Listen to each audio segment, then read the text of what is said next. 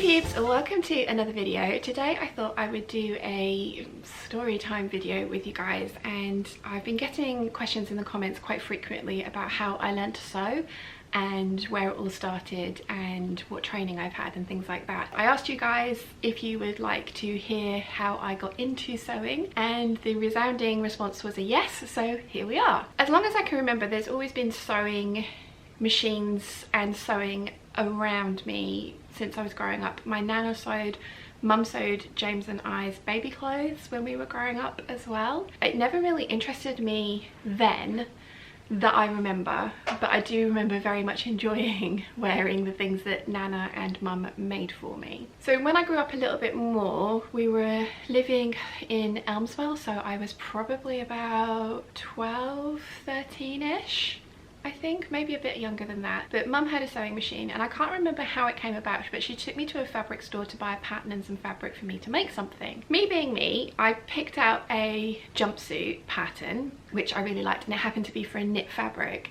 I had no idea back then that working with knit fabric was more difficult than, well, it's not that it's more difficult, but it just has its own set of things that you need to know. So I picked out a jumpsuit, and then we went looking for fabric. And I very vividly remember being a stubborn Taurus about it, and there was a printed purpley yellowy floral one, but that wasn't quite wide enough, and then there was a fluorescent pink jersey that I for some reason set my heart on, and they were trying to talk me into black and then having like the pink for the belt, but I was absolutely stubborn. I was like, no, because somebody had told me I couldn't, so they were like, I was just like, no, I want the fluorescent pink for the whole thing. And I remember getting it home and it being in a bag, and I think that was it, because I realized that a fluorescent pink jumpsuit was not going to be the one. And I think it just sat in that bag and never got made. A couple of years after that, I have another vivid memory related to sewing, which was mum had one of those pattern books. I think it was a Vogue one, or it could be a Reader's Digest one, but it had like patterns in it for small projects, and one of them was a Baker Boy cap. And I don't know why I thought this was appropriate, and apparently mum, this is the first time mum found out about it, because I've mentioned this story before. I cut up her velvet skirt, black velvet skirt, to make this Baker Boy cap. I beaded the front peak. I remember using a cereal box for the front peak and being inordinately proud of this thing, wearing it, but then never kind of picking up sewing again. Yeah, so I must have been around about 13, 14 with the Baker Boy cap one. In fact, probably, yeah, 13, because when we moved from Elmswell to Ipswich, and I vividly remember not wanting to take textiles, because we had woodworking, textiles and home ec as options, that we had to pick one for our curriculum, and I picked woodworking because I was just like, I don't want to work, I don't want to do sewing, nope, absolutely not. So I did woodworking, and I was terrible at it.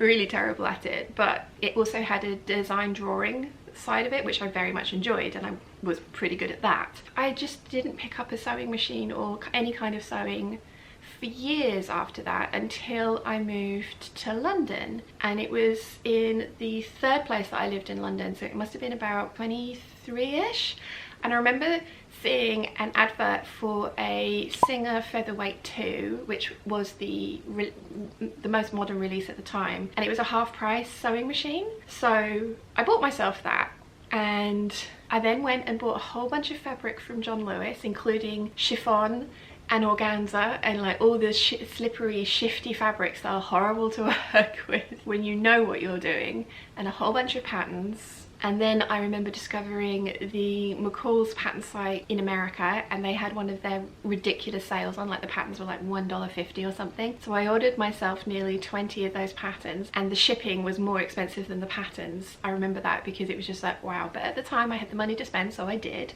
because in the UK they were, I think it worked out even if I'd have just gone down to the local John Lewis and bought them from there. I had this little Singer Featherweight 2, and I didn't even know that you needed to change the needle on this thing, so I'm sewing silks and chiffons, trying to make skirts. I've done my pattern collection, and the Vogue one, some of the there's a lot of patterns in that Vogue collection which were the ones that I bought from America. And yeah, there was this hanky hem skirt that I did in 2 layers of chiffon, and that thing was an absolute nightmare.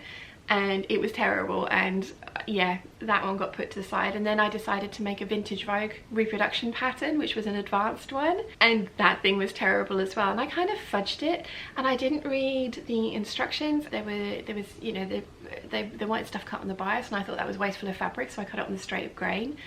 I seem to have known like to put things on the straight of grain, but I didn't even look at the sizes. I just used my dress size from the high street, so a size 8 at the time, and just cut out the size 8, and it worked for me because they built, as you know, they build a lot of wearing ease into those things, and it kind of just it was a happy accident. Oh, but those things were awful. And then I also remember I had a jersey dress, and I had some beautiful jersey, and it had a gusset in the underarm, and that was a nightmare, so that never got finished. I also, at the same time that I bought my sewing machine, I also bought my very first home computer, so this is showing you how long ago this was, and I discovered eBay, and discovered vintage fabrics on eBay, and discovered Alexander Henry prints on eBay, and I just ordered all of the things.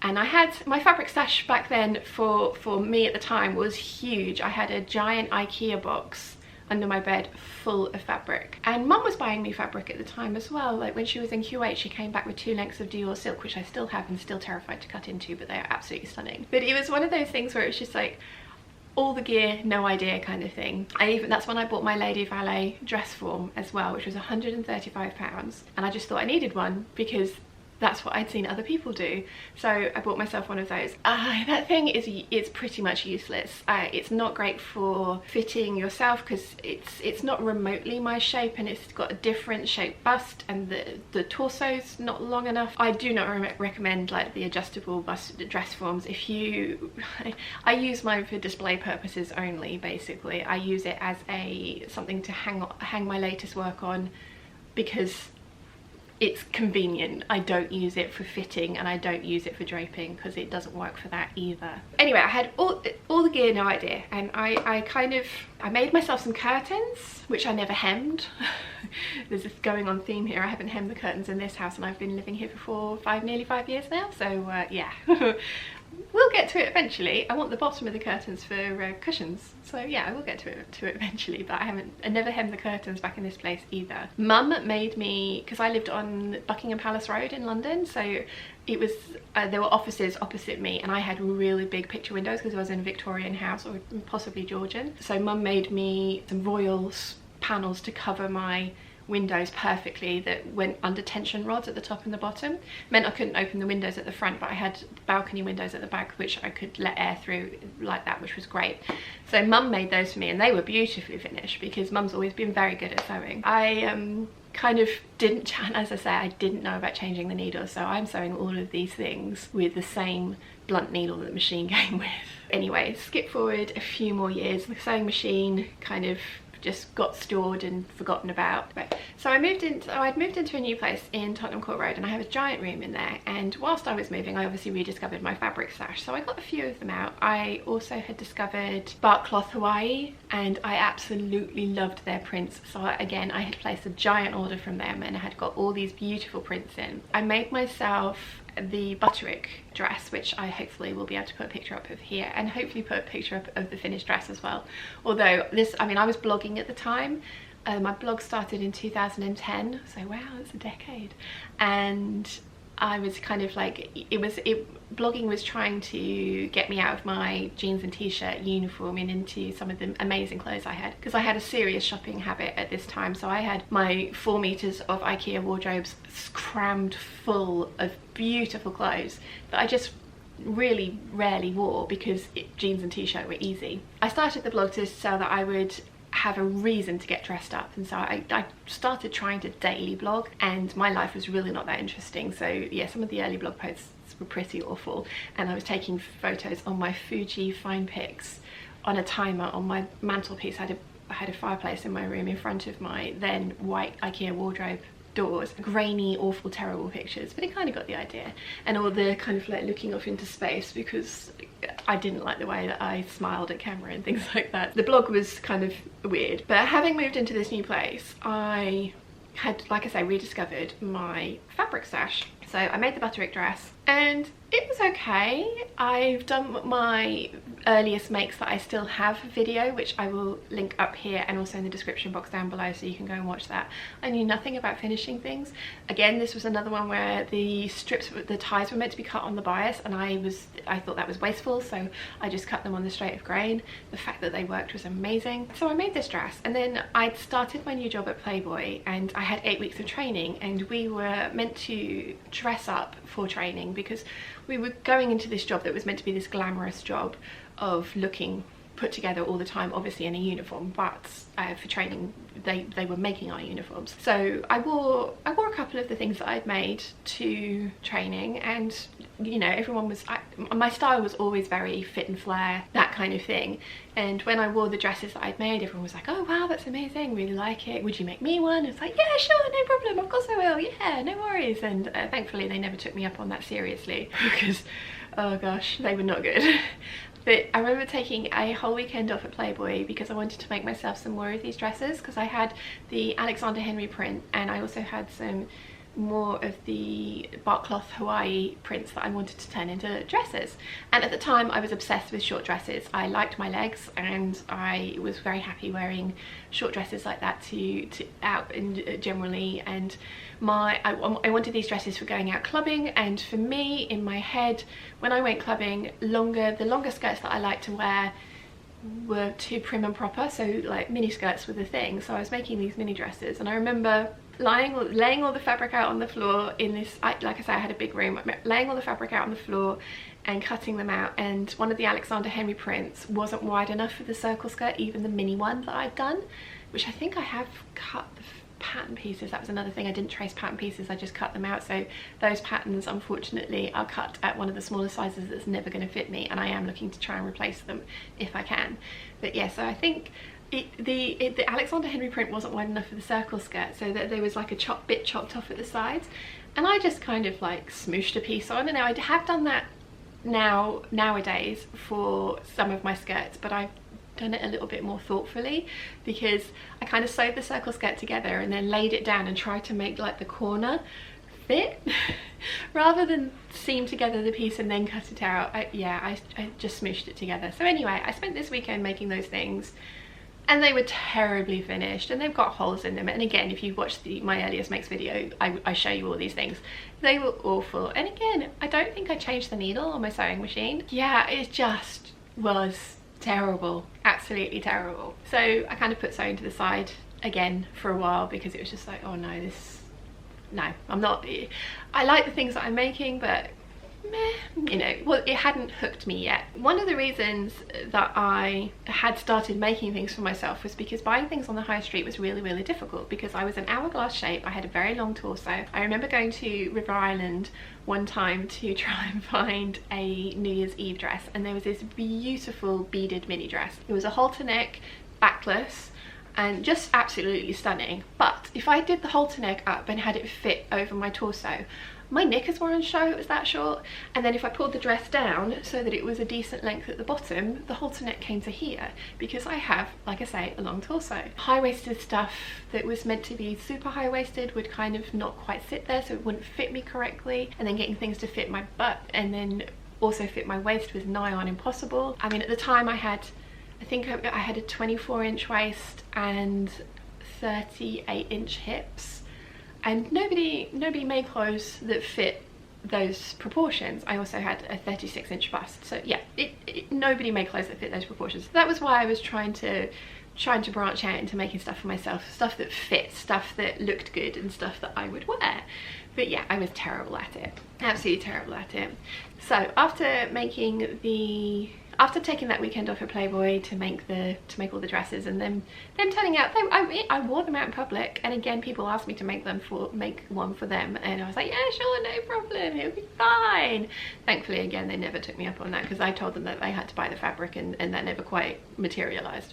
Great. So whilst I was working at Playboy, I ended up meeting somebody who was very wealthy, and he knew that whilst I enjoyed Playboy very much, and I didn't mind the hours at all, I didn't get to see my outside of work friends very often, because I was working shift work my days off changed monthly, and yeah, it became quite difficult to maintain relationships outside of my Playboy friends, which was fine. My Playboy friends were amazing, and we, you know, our shift would go out and do loads of things on our days off together because we were all off together. So, you know, I really enjoyed that, but it became quite clear that maintaining relationships outside of that was very difficult, and especially with this boyfriend.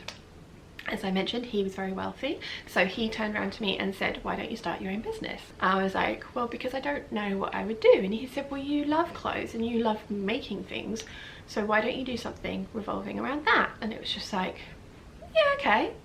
And that was all that it took for me to decide to start a business like that. So I had a website built with my web designer, who I still use, and he is amazing. I knew I wanted to do so. I decided that I wanted to design my own clothes. Now, I have no formal training, as you have probably gathered from this rambly story. I have no formal training. I never went to college to learn to do this. I don't know how to pattern draft.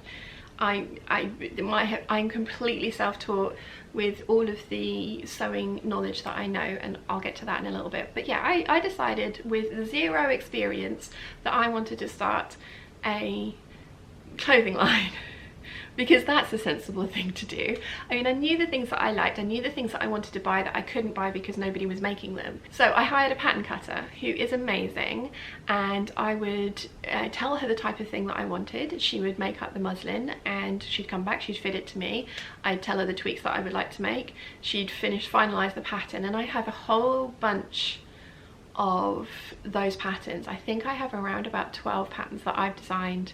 Trousers, shirts, dresses, I think there's a coat in there as well. So a whole bunch of things that I've designed that I wanted to launch, but I could only really afford to do 5 of them. So I picked 5 designs and had those made up and put them on my website. Now, I realized that getting advertising for this was going to be very expensive, and getting my name out there was going to be very difficult.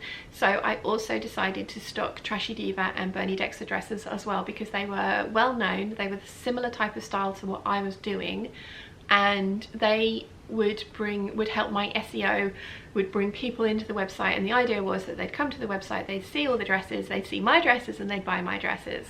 I didn't sell one dress. They were expensive.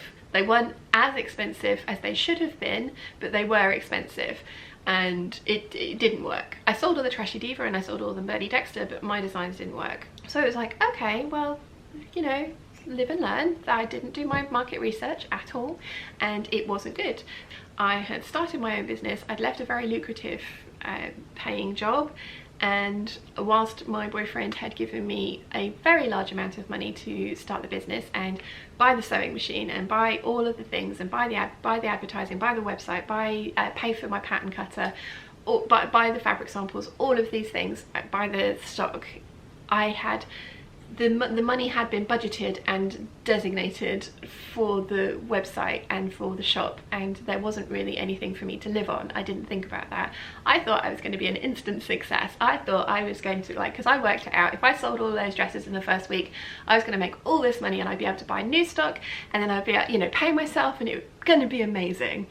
And that just didn't happen, and it was not surprising because I was clueless. I had no idea what I was supposed to be doing with all of these things. I had the amazing Bernina 830 machine. I was terrified of that thing. I went to the 2-day course, learned how to use it, and then promptly just sort of left it there for 6 months, I think, around about 6 months. And I had the overlocker, and I had all the gear, no idea, again, this time at the highest level that at the time money could buy domestically. Because, you know, industrial machines hadn't even occurred to me that they were a thing, because of course they are. I have images of all these ladies making clothes in factories with little domestic machines. No, that's not how it works. So the website was set up. I was selling some of the stock because people were buying the Bernie Dexter and Trashy Diva stuff, but they weren't buying my things. My boyfriend and I ended up splitting up because we had very different outlooks on what we wanted from the relationship. It was a fairly amicable breakup to begin with, which was good, but you know, those things happen. Out of that, I am incredibly grateful to him, and always will be, because I ended up with my business out of that. Now, my business has evolved many times over the years, as you are finding out, but I will always be grateful to him for that, because he enabled me to branch out and start something on my own and be my own boss. And I've always really enjoyed being my own boss. I'm not a great employee. Yeah, I kind of like, if I see a problem I want to fix it, and that's not always what employers want you to do. So yes, it was very nice to be my own boss again. Now, when I broke up with the boyfriend, I had an amazing loft on the South Bank right behind the Tate Modern, and that was incredibly expensive, and whilst it was lovely, it wasn't something that I could maintain by myself. So I moved to a smaller flat in Stockwell, and I had what was supposed to be the living room as my bedroom and workroom, and then one of the bedrooms upstairs was the living room, and I'd moved in with another girl that I used to work with at Playboy as well. During all of this, I had continued with my blog, and the blog is important. Now, whilst the blog kind of pootled along, I was doing my dating disaster stories, which are hilarious, and are still up on the blog. All my early blog posts are still there. They need a bit of tweaking for the new site that they're on now, but they are still there and available to read if you so choose.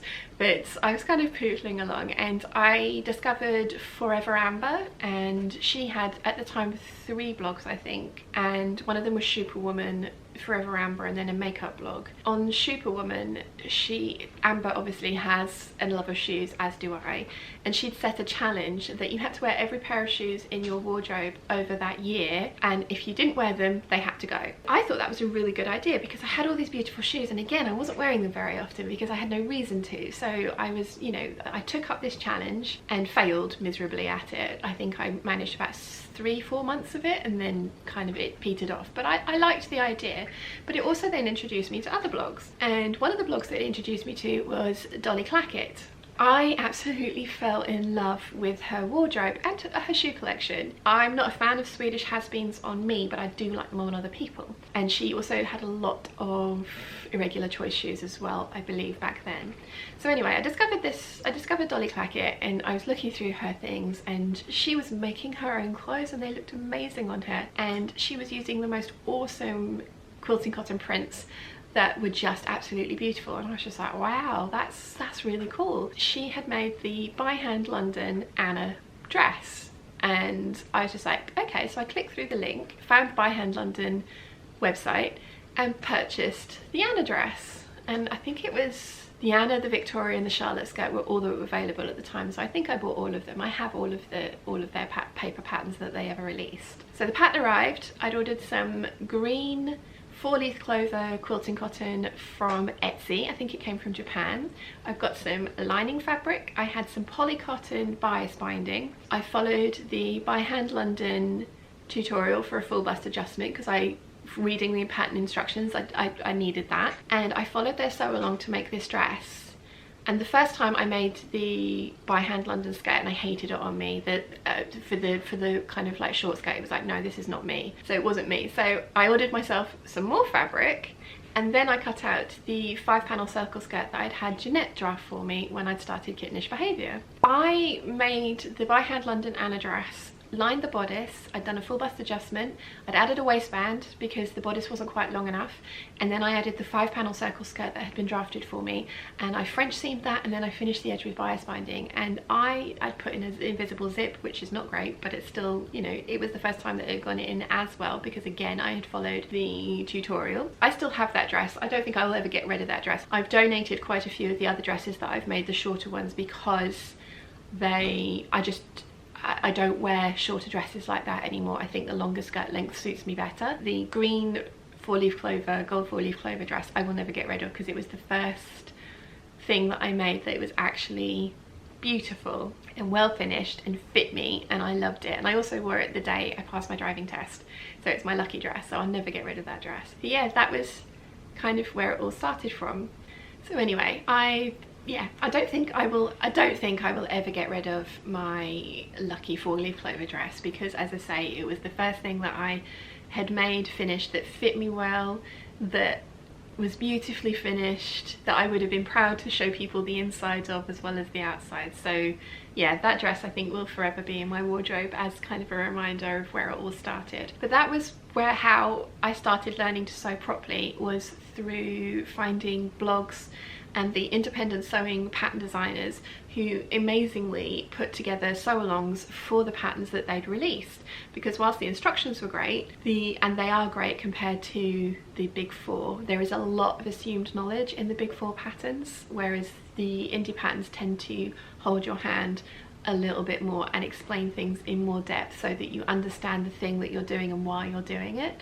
But that's how I learned to sew, is from indie patterns, blogs, YouTube, Craftsy at the time but is now Blueprint, classes, those kind of things. It's all knowledge, reading books, it's all kind of different bits and pieces of knowledge that I've gathered from different sources. I am completely self-taught, and I mean, I went from living in London to moving to the Isle of Wight because the mum and dads at the time were living abroad. The house was empty, so it was a free house. I had gone from a very lucrative job to being self-employed with like pretty much zero income, and yeah, London rents are ridiculously expensive in that situation. So moved to the Isle of Wight, which was terrifying, having moved from central London down to somewhere that didn't even have, you know, like a bus stop or a pub in the village.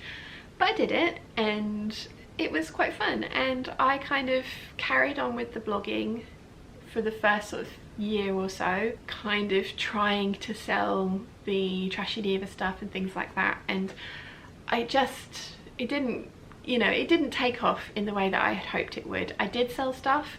I had a massive spate of selling, like I had a huge spike in selling things when there's a Trashy Diva group on Facebook, and one of the ladies in there had been Googling, she discovered my website. I had a whole bunch of designs that were sold out everywhere else. I had all the stock of what was left, so they cleaned me out, and I was just like, yes, it's finally started to work.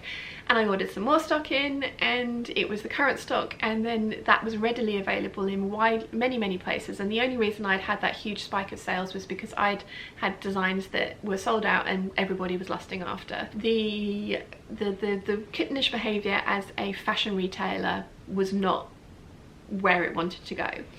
And I remember, I think I was looking for something on YouTube and I came across Sew Over at Lisa Comfort, and she was doing a fabric haul. Now, back in the loft when I'd started my business, I had made my own YouTube channel, and I had tried to do kind of like, oh, what's in my bag and my latest haul.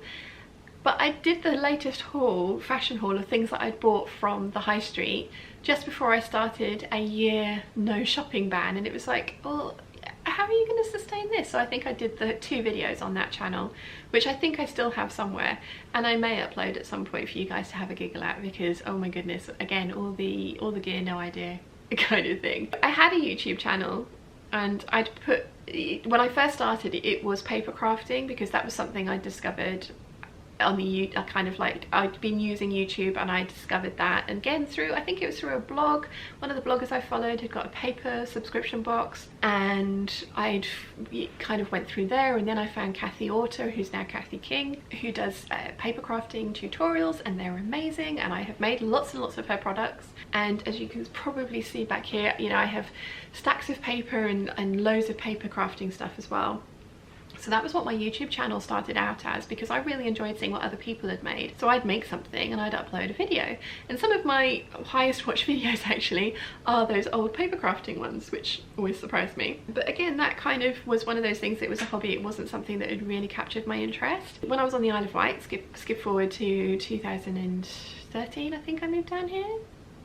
No, I've been here 6 years in March, so that's 2014. So yeah, I'd moved down here, and I've been here for probably about 8 months or so. And yeah, I kind of came across Lisa Comfort, and she was doing a fabric haul, and it was like, it was a light bulb moment. It was like, oh, this is how I could do, this was what I could do for YouTube. This is what would be interesting on YouTube, is sewing. Like, I love sewing. I'd been, you know, after I'd made my first Anna dress, I then churned out a whole bunch of Anna dresses, because I'd perfected the fit, it looked great, and I knew how to do it, and I really enjoyed making it. It's another reason. I think I have like 32 of the Anna bodice on different bottoms. So yeah, it was one of those things I'd been sewing all this time, these things. I'd branched out. I think I did a flora dress and I'd done this, and they were all on the blog. And then, like I say, found Lisa Comfort on YouTube doing a fabric haul, and then I watched some of her other videos. There weren't many at that time. She just started, and I was just like, oh, I could do that.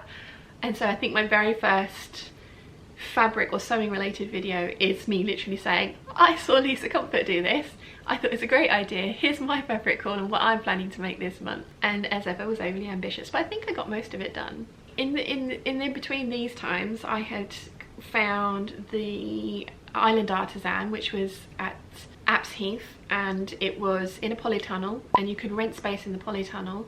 And I started with a small space, thinking that, you know, I'd just be there at weekends and I'd be selling clothes, the Trashy Diva clothes and stuff that I had. Then I got a slightly bigger space and I moved my sewing machine in, because it was like, well, you know, I need to be here more often, because I keep getting told that, like, oh, people like the thing but they couldn't buy it, or they couldn't, you know, you weren't there. So I started spending more and more time at the tunnel, and then I expanded my space, took my sewing machine in, was making clothes there, and people started coming in and wanting me to make clothes for them, and I was just like, yeah, I can do this is gonna be fine. And again, no training, no idea what I was doing. I was making it up as I went along. I used Lacala a lot, because Lacala will generate a pattern to the measurements that you put in, so that was quite a good resource for me. And you can sell the patterns that you make from Lacala, it does say so on the website. So, you know, I was using that a lot, and, you know, people were coming in and being like, oh, I really like this dress, can you clone this for me? Yeah, sure, no problem. And kind of making it up as I went along, and I enjoyed it for a while, but I did find it incredibly stressful. And realistically, the prices I was charging were, I wasn't paying myself a wage. I was working for free. I was paying the rent on the space that I had there, and maybe a little bit extra, but, like, you know, I was not making money there. And I found it incredibly stressful making for other people as well. Majority of my clients were lovely. I did have one or two that were not, and I was stressed constantly, and I didn't enjoy it. And, you know, I mean, realistically, I didn't know what I was doing, so that probably really kind of like added to the stress levels. I mean, everything I made I was proud of, and I thought it was beautiful and it fitted them and I liked it. But yeah, it was, oh gosh, it was stressful. So I decided to, and at this time I was doing like a weekend video, and then I was doing a weekly vlog that would go up at the weekend as well. So I was trying to put out 2 videos a week, and Angela Clayton had started her YouTube channel, and I remember watching her. She was the reason that I started doing the weekly vlogging. Her progress vlogs were really interesting to me. I really enjoyed seeing what she was doing on a day-to-day basis, and I never intended it to be a lifestyle kind of like, this is me, what I get up to in a day kind of video. I did intend it to more be about, oh, I'm sewing this today, and then how this project progresses from start to finish. But it kind of ended up being what it is now, which is the Daily Waffle. So I was doing these weekly vlogs, and it got to about September, 3 years ago now, 2017 I think it was, that I finished at the tunnel. If I've got the dates wrong, I'll put the notation down here to tell you the exact dates. I decided that I was going to do YouTube full time. I was going to daily waffle at you guys, and then have proper videos at the weekends for fabric hauls, lookbooks, mini tutorials, sew-alongs, those kind of things. I had done the very first sew-along ever, which was the McCall 6696 shirt dress. I did that at the tunnel, and I was doing it on my iPhone at the time because I didn't have a vlogging camera or a big camera. The sound quality is atrocious on that, I know that, and that's why I've done the mini tutorial series for the same pattern that go through all of the individual, like, more in-depth pieces of putting that pattern together. But I did the sew along for it, and it was received really, really well, and you guys liked it. It was like, oh, I could do that, and like I say, daily waffling. And again, I intended the waffling to be sewing related, and it's kind of morphed into both now. I had a comment the other day that somebody said they watch my videos for the sewing, not for the waffling, and I have to say I do clearly label them the Daily Waffle, and they've got pink. If you look at the thumbnails, the Daily Waffles have pink boxes on them and the proper sewing videos have blue boxes on them. So I try to identify quite clearly what is a completely sewing related video and what is just what I get up to in a day. Like I say, I never intended it to be my lifestyle and my family, but you guys really responded to it very well and seemed to enjoy it. So it was one of those things where it's just like, okay, we'll do some more of this. And then obviously mum and dad got involved as well, and you guys love them, and yeah, it's kind of morphed into what it is now.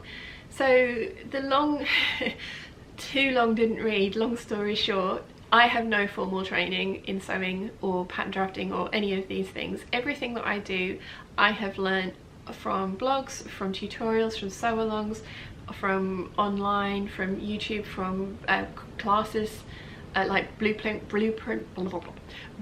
classes. I don't think, in fact I never have taken a formal sewing class of teaching me how to do something. I did sign up for one of those. It was a correspondence course. I think it cost me £200.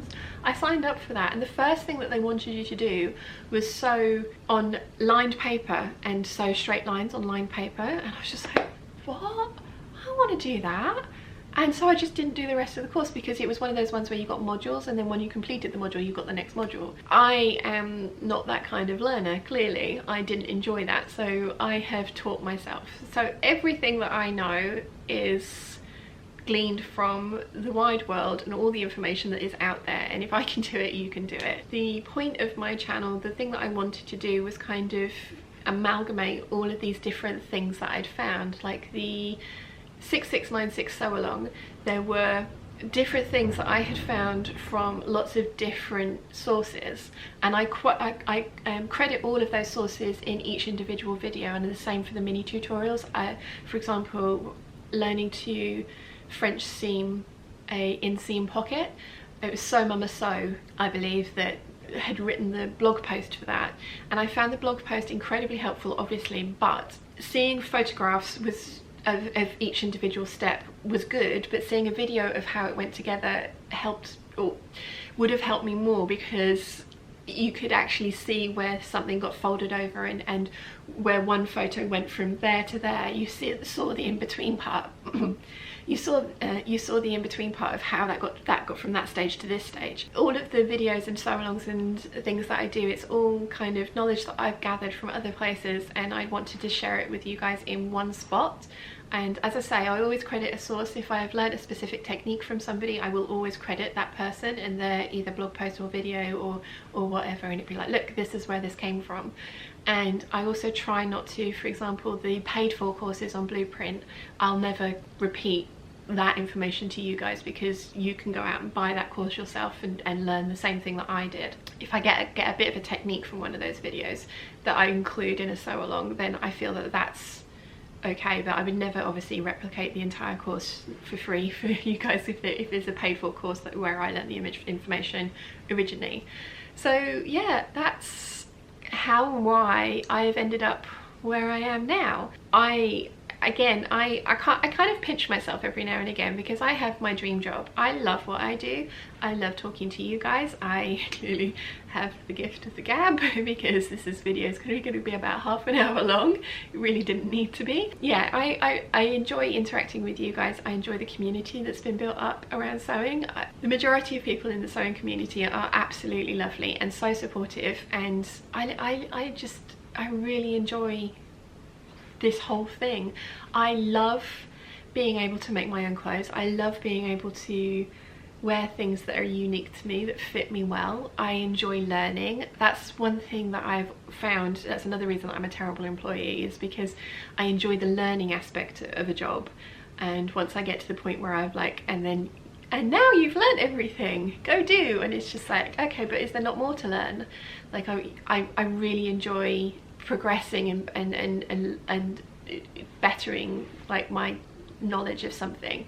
And a lot of the jobs that I have been in, you learn something and then you had to stay at that level for a period of time to prove yourself, to then be allowed to learn the new thing, that doesn't work well with my personality. I always enjoy, there's always something new, there's always something to discover, and that's something that I love about what I do now. Is whilst I am doing the same thing day in day out, I'm sewing, there's always a new technique or a different way of doing something, or tweaking something. And yeah, and I also end up with beautiful clothes at the end of it, and bags, which was always something that I have been obsessed about since I was younger.